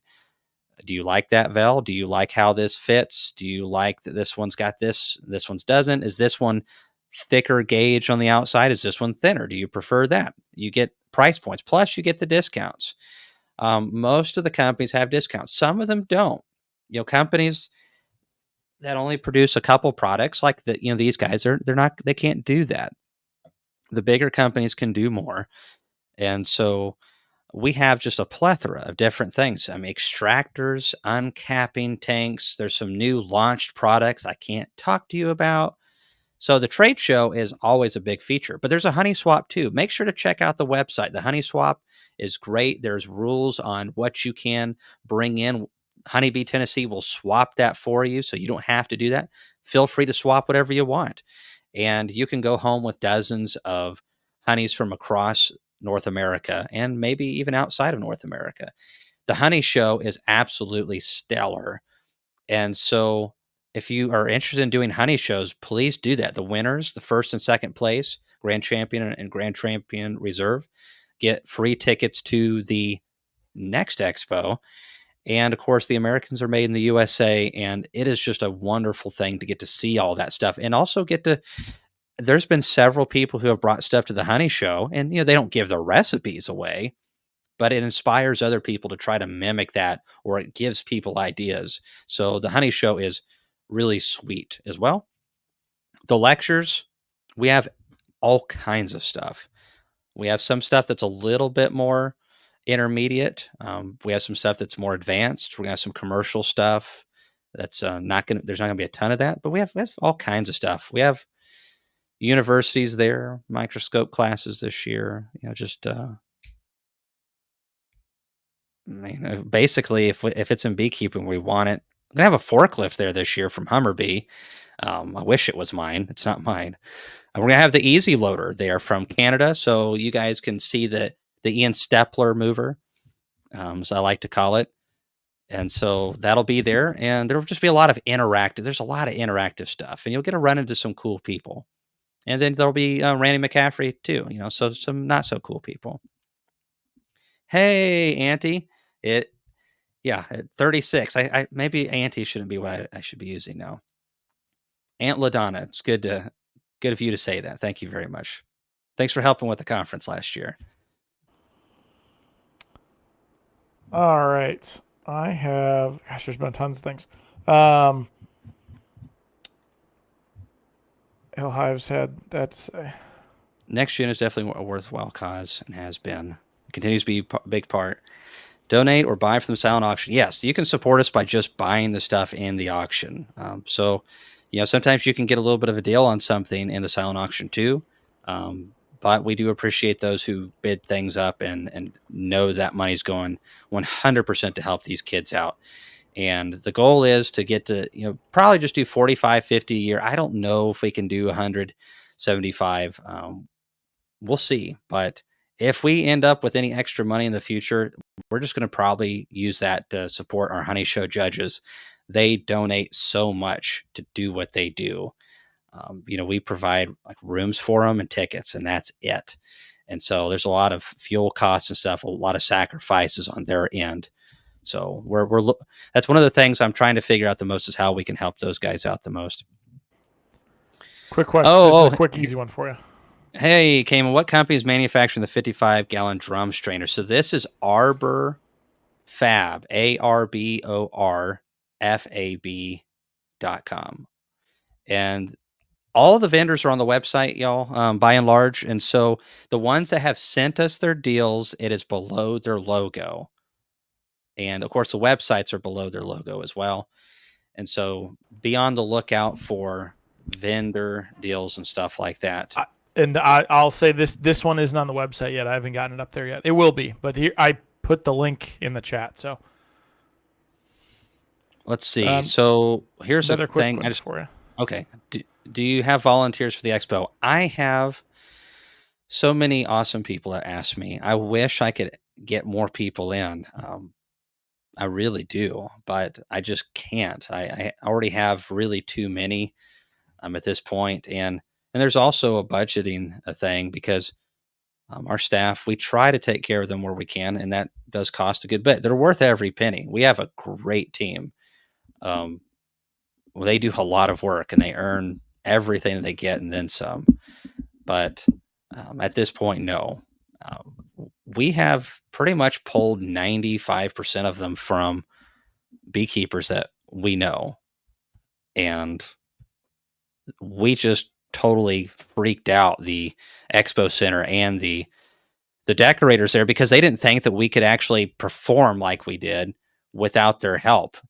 They're like, most conferences need more from us. I'm like, yeah, well, you don't know beekeepers very well. And beekeepers pretty much, they're by and large, they're really good to work with. I have a good team. I wish I could get more people involved. Let's see. There was a comment about from Short Pants Bee Farm. Cayman, did you bring small hive beetles to Wisconsin? You've never seen one before. I did. I'm sure there was some in my hives. I know there was some in my hives, but they hate your weather, man. The small hive beetles that went up in the hives up there, when I brought those down, there wasn't that many in the hives. And when I come to look at Tennessee and it's the same time of the year, it's like there's beetles all over the place. It's just so much cooler up there, and they just don't want to pupate in the ground. And any of them that got left behind are totally going to freeze to death. And I absolutely love that. I mean, in all fairness, that would be what would happen to you if you were left behind in Wisconsin. You'd just freeze to death too. Yeah, I mean, for real. I like snow though. I mean, I say that. I love winter sports. I was born in Indiana, man. I know. I love skiing, ice skating, sledding, all the stuff, and packing snow down my brother's britches when he's not looking. Oh boy! All right, we have a question here from WMP. I came in. I'm in Australia late spring. I'm currently treating a hive with a 9 out of 300 count with Formic Pro. If I need to treat this hive again, can I use OA after Formic Pro? Yes, you can. Just don't double them up. Both are great because they don't build up in your wax, of course, and all that kind of stuff. There are sponges that you can make. It's probably illegal there. It is here, huh? So you can buy the Viroxan. I know the formic acid is crazy expensive over there because how they routed that through some certain channels. I probably shouldn't say if I want them to come to my conference. But yes, Formic Pro hopefully will get you better where you need to be. Oxalic acid can be very helpful. Do you guys have vaporizers legal over there yet? I hope you do. All right, next question. All right, so I've got one from Samantha, from Frederick. We've had a hive abscond, but left the queen behind. Have you seen this before? We put her in a small queen cage in another hive, and they took care of her for 3 days, so we released her. So that typically is virus problems. And what happens when the mites get high enough? The viruses also get really high. And the immune system of the colony, it's really a joint thing. Bees have programmed their DNA when they become so riddled with anything, they cast themselves out, whether it's a virus or some other problem. You might see them for a little while in the hive, but fairly quickly afterwards, if they're bad, they're going to throw themselves out. And so you can, if it's just really bad, all of a sudden these bees are just gone. And the queen and a few bees are typically what's remaining. That's pretty much classic. Varroa got too high, then the viruses took over. And it's a combination. If you didn't have the viruses, the bees could withstand way higher loads of mites. And this was a fact back in the 90s. And I believe the early 2000s, it still was a fact where bees could withstand greater loads of mites. All right. I got a question for you. She's asked it a couple times here. Hey, Christina, what was your final opinion of the small hive beetle trap with the bye-bye stuff? How long did you keep the traps in the hive to ensure a reduction on the small hive beetle population? So I liked them. I actually was able to see where some of them killed a lot more because when they're first put in, the beetles, this isn't a fast acting poison because what they have right now for the bait is boric acid. What will eventually be the bait is what the University of Georgia is working on. There actually will be a lecture on this at the Expo about the development of this bait and how it works and how it really goes after beetles and not bees. So it's safe to use. And so that'll be very exciting to get some of that firsthand. But this bait still worked really good. And what I found is later towards when they propolized the whole trap up, and there were some of those traps, I opened them up and I showed some pictures online. It was like 90, 80 beetles in there. And so they just ate that stuff and died. So it does chip away at them, but there's no trap in the world that will ever get it to where a weak hive won't collapse from small hive beetles. It just won't be as easily. But if you have a hive starting to collapse, all it takes is a couple beetles and that hive's going to slime out anyways. So these traps do help with it. I think it probably needs to start early because it does take a little bit longer than some things. But the new bait that's coming out is supposed to be better. And I just like the traps as a convenience. So you can make homemade traps and there are other options. But yeah, I thought they were a good, in my opinion. We used 100 or so, and I noticed a difference. But there's always going to be beetles in there. In Tennessee, there will be. All right, where are we at, Chris? Are we about caught up? Yeah, there's one here from Gary. Well, here, Sina asked this. You've touched on this a couple times. Just figured you could 30 seconds on it. I came in, my hive is broodless. I was just wondering when the queen started laying again. I live in Bowling Green, Kentucky. Okay, not too far away. So likely for you, I'd say you're probably a week or so behind me. Maples is typically our first pollen flow, and once that hits, man, it's just game on. Especially if it's a decent cluster. So you're probably looking at late February. You could expect to see them laying again. Now, it doesn't mean that they won't try to lay a little patch or two between now and January if the weather's really mild, but some people say it's actually not beneficial for the bees because what happens when you have your winter cluster of bees and then all of a sudden they start raising a little bit of brood like that, the bees that produce the jelly to raise that brood lose their ability to be winter bees because they store those fats. And so whenever they commit to raising brood, that bee's biological clock just accelerates like it would be normally in the season and they will die shortly afterwards. So, okay, if they raise a pocket of brood here and that many amount of bees fed them, are you just exchanging population or are you gaining a little bit with it? What if you get a really hard freeze in December and then all of a sudden it just nukes that brood and now you've also lost some of those winter bees? So I'm really not keen on trying to get bees to raise brood once they've stopped. So be looking on it for that time of the year. I'm kind of leaning towards maybe dropping formic acid in about sometime in October and just if they're already mostly broodless, late October, just drop it in there, use it to clean up mites, and shut down brood rearing for good. Just a thought. Hey, David, was talking to you earlier. Thanks for being one of our members and for supporting our youth program so much. Always, I mentioned to you earlier because you've been so supportive of our youth program, and these kids are really looking forward to it. And many of them don't even know what's in store for them. So I'm excited for you guys to see them running around in their blue next gen shirts. That's always fun. And I just hope that this year's class doesn't have so many tall boys in it because I would like not to look so short when I have a 15-year-old who's 6 foot tall standing next to me. That really stinks. But hey, all right, there's a few more questions. We'll go a little bit longer and then I'm going to get to my birthday. And you know what? At 36, what I'm excited about, I'm going to just do a lot of nothing here in a little bit. All right. tweak the video maybe. I'm sure I missed some, but so right as of right now, this is the last question I have marked for us here from Gary. Yeah, I think there was one or two I saw from a lady above. I use screen bottom boards and put the insert in them to treat OAV. Yeah, we've already done this one, Chris. You did. Sorry. Yeah, we're gonna have to fire you, man. I think what happened was I grabbed it early and you had it marked. Okay. Where in Wisconsin did you have your bees? Somewhere around Wausau. From what I've been told, it's not the ideal location for prime honey crops in Wisconsin. And, just like Tennessee, some years are better than others. But, yeah, I've actually had a few beekeepers say, came and keep it down. We'd prefer you not to be, hopefully not bring a bunch of bees into our area. Sorry. But that's kind of what my YouTube channel's for. We supported the local cheese business. Let me tell you how...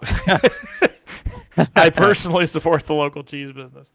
Man, we've bought so much cheese, it's not even funny. If you ever go up towards Wausau, Mullins cheese, the Applewood smoked cheddar, holy smokes. No pun intended.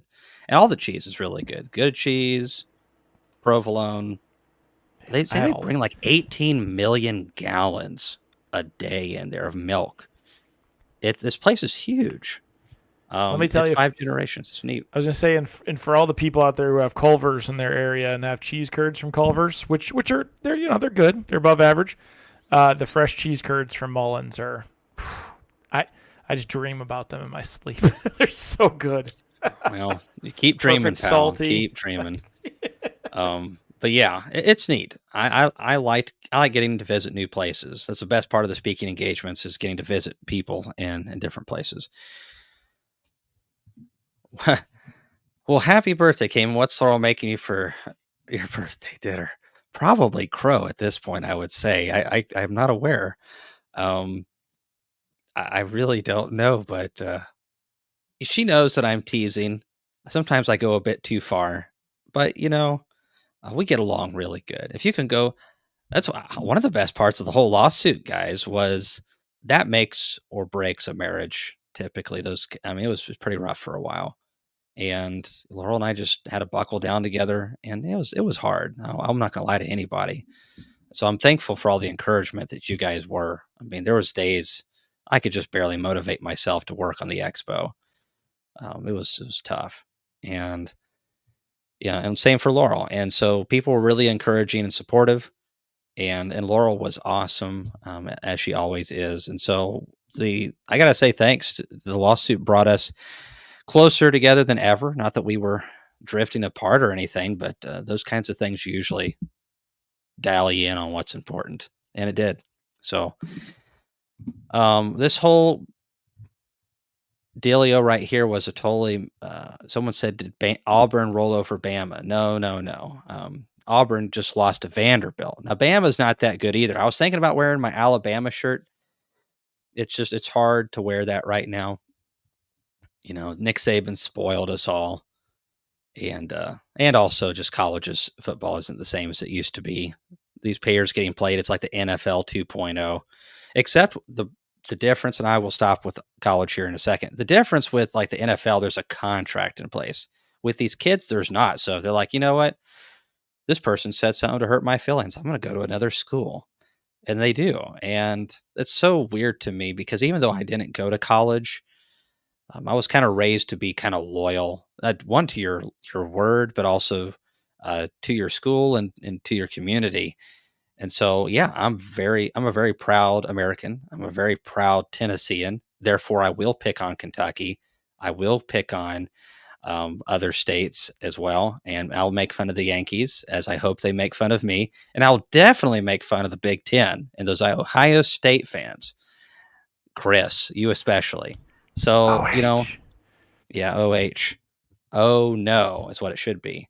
So anyways, college football is totally different now, and it's a sign of the times, I suppose. But beekeeping's not that way so much. So I love beekeeping. I love beekeepers. Hey, right, Chris, you got for an outro. I thought it'd be nice if you went over some approximate time. We've had a lot of people asking when. So a couple things to hit on. One is when can people expect maybe a trade show lineup / show floor? When can people expect a schedule? And especially when do classes release? Just a broad, just broad strokes here. So anyone who has an event guide from last year, you can pretty much go off of that. It'll be pretty similar to that. There's going to be more Q&A sessions this year. That's something that we didn't do last year, and I regretted that. So, and I've got some really good panels together. I'm working to make sure that they function properly and will be fun to listen to and very engaging to the crowd.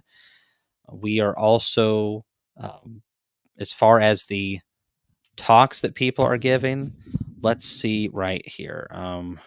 I actually have them pulled up, what I've got so far. I'm still waiting on one or two. But so Lewis Bartlett will be talking about advancements in small hive beetle control. And he'll also be giving one on hygienic behavior with bees. Bob is going to be giving one on 8 hives to 800 tips and tricks for your journey from small scale to big scale. And then one of his talks will be understanding queen acceptance and supersedure. And Bob gives one of the best talks on this. Some of you may have already heard this. If you haven't, you're in for a treat. I think it's a really good one, even to refresh yourself with. Queen issues are one of the biggest problems that we have, and understanding why queens do what they do. This is a great topic. And Bob always does a great job. I mean, I hope he lives to be 100. We keep having him back forever. He's just an inspiration to everybody. Then I've got Priya coming from now the University of Washington, I believe. She was down in Mississippi State, and she'll be talking about what they know about bee nutrition through their research. That's what one of the main things that she researches is how bees react to seasonal amounts of nutrition, what we feed them as well. So she'll be giving 2 different lectures on how poor nutrition can interact and cause other problems with other stressors in detail, and also understanding how bee nutrition works in our bees. I heard her speak down in Florida when I was giving a lecture at a different time, and Priya is a super nice person. I'm very happy that she's accepted our invitation to come. Fred Dunn will be giving a talk about hobby beekeeping and also characteristics that bees do. His photography is always great, and his dry humor is very unique to him. It's very fun, but it'll catch you. You have to be watching for it. This year we're going to have Charlie Conan, I think is how his last name is pronounced, talking about beyond the stacked box and alternative hive design. So this is for those of you who are looking into horizontal hives, lay-in hives. He'll be talking some on top bar hives as well. He does also use some traditional hives, I think a little bit of AZ as well. So I'm excited for this because we do have some people who keep bees like that, and we definitely want them to be able to be successful using them. And they're a lot of fun. I really enjoy the horizontal hives that I have. They're really neat. Terrible to move from place to place, but perfect for the small sideline or backyard beekeeper.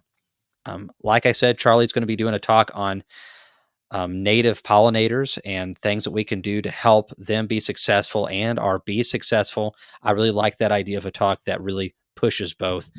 And then he'll be giving a Q&A session for horizontal hives and alternative styles of hives.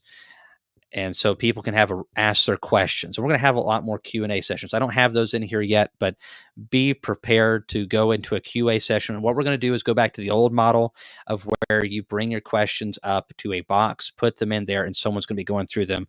And so that we can be a lot faster with getting to everyone's questions. Eugene with the American Bee Journal changed his laws for the state of Missouri and he deregulated honey in their state. This could be very useful to a lot of states out there who have over aggressive restrictions on honey or don't have any rules at all, which can sometimes be really bad because you don't want someone to come in and all of a sudden crack down on your honey house laws and various things. And some of these states are charging an arm and a leg to beekeepers, small scale beekeepers. Commercial beekeepers is one thing. There's no reason hobby beekeepers need to be paying, sideliners paying, like $1,000.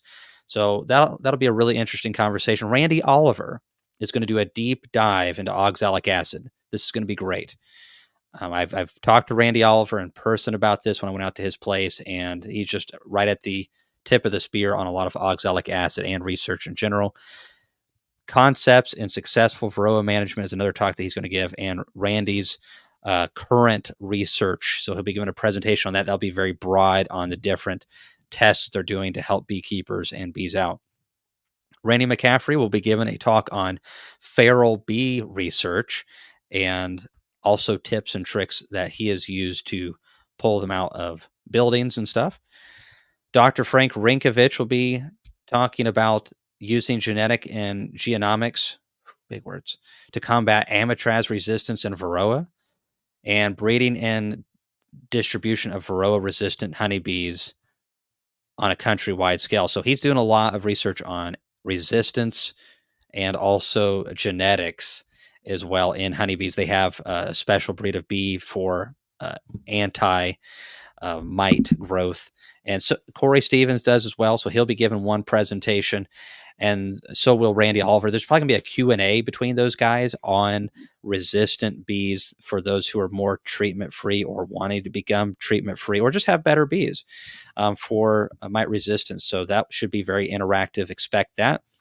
Sarah Stern will be there. Get out of your head into the hive. Fundamentals of requeening and splitting bees. Her and her husband are out of Wisconsin, and she's going to be doing one on sustainable beekeeping and overwintering in a northern climate. So that'll be very useful for northern beekeepers.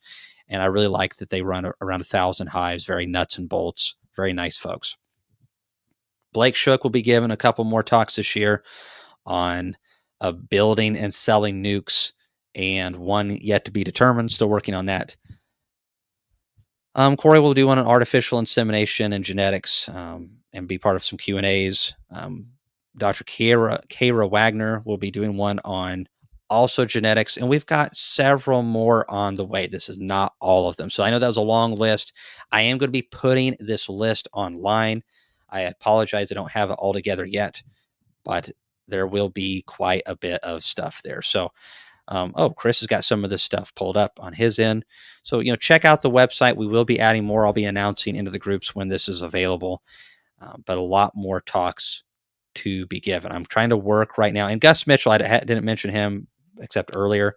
Gus Mitchell will be doing a small class on comb honey production. And so this will be a class that is an extra fee, probably, $25, $30. All of that money's going towards Gus, and he's going to have to bring supplies and comb honey and various things like that. And it's going to be a very small group. Gus is extremely good at comb honey production and packaging it. I'm super happy that he's joining us this year. Awesome. Colorado. What a beautiful state. Yeah, Fred's humor is very dry. So, we have a lot more on the way. We're just working as best we can. There's 2 months to the Expo. So tell your friends, be there or be square. Gosh, I sound like John Hill right now. That's the worst thing I've said on YouTube thus far. Don't want to sound like John Hill too much. But it's going to be fun, guys. I mean, tons of stuff, 30 semis. Thanks, everybody. We have hit the 2-hour mark. I told Laurel I keep it at an hour and a half. So, true to my usual behavior, I went too far, and now I'm in trouble. But it's my birthday. Haha. Thanks for joining me on my birthday. Love talking bees with you guys and getting to learn from you all and get to try some new honeys and things like that. My recent favorite is Sourwood from Randy over there, Tar Hill, a beekeeper. Lots of good honey that I have in this office, but some real Sourwood that's not like that artificial stuff they sell in Gatlinburg most of the time from those honey companies. It's the Sourwood's great. Y'all take care. God bless you. We'll see you in the next video.